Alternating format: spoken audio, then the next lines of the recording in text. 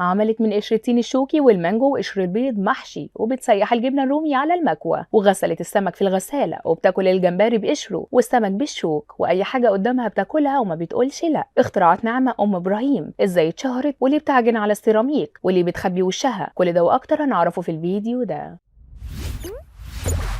بتخبي وشها بفلتر بق كبير او بمصفاه على وشها علشان محدش يعرفها، وبتلعب في صوتها كمان، وبتعمل اختراعات وافتكاسات غريبه مش اي حد يتقبل اكلها وطريقتها. كلامنا هنا عن الشيف نعمه ام ابراهيم، صاحبه الافتكاسات اللي ملهاش اول من اخر ومختلفه جدا عن اللي بيقدموا محتوى الاكل. نعمه طريقه طبخها وتعاملها للاكل غريبه ومش اي حد يتقبله، وفي كتير شايفين ان المحتوى بتاعها كوميدي مش طريقه شيفات، بس هي شايفه نفسها شيف وبتنزل وصفات وخلطات للاكل، يعني يمكن اول مره نسمع عنها ومش ممكن حد يجربها اصلا. واولها عملت من قشر التين الشوكي محشي كانها كرنب وورق عنب، وسويته فعلا في حله، وعملت خلطه المحشي واتحشى وجنبه فراخ وسلطه، وقالت انها بتقدم الاكله دي لحماتها. ومش بس كده، دي كمان في موسم الصيف دلوقتي وعملت من قشر المانجو محشي. طب ازاي يعني وسويته في حله وجنبه فراخ واكلته عادي كانه محشي ورق عنب؟ وعلشان دلوقتي في ترند حلاوه المولد، طلعت وعملت حلقه كامله عن الحلويات زي السمسميه والحمصيه والفوليه والقشطه، وقالت انها هتوفر وتعمل الحاجات دي في البيت عندها وبتكاليف اقل، وعملتها بجيلاتين وقطعته. نعمه من كتر حبها للترند وعايزه البيج بتاعتها تتشهر، طلعت سيحت الجبنه الرومي وسابتها على المكوى واكلتها بالعيش. ومش هتصدق كمان انها شوحت الرنجه على المكوى، وطبعا دي كانت صعبه جدا لانها لو استعملتها بعد كده على الهدوم هيبقى ريحتها رنجه. واللي كتير قوي استغربوه انها عملت من قشر البيض برضو محشي، وده غير انها اكلت البيض ني بقشره في حلقه قبل كده. عملت اكل جمبري ورز والاكل كان شكله حلو، بس اللي عملته في الفيديو خلى الناس تقول طب ازاي؟ اللي عملته انها اكلت الجمبري بقشره وبشنبه وبكل حاجه فيه.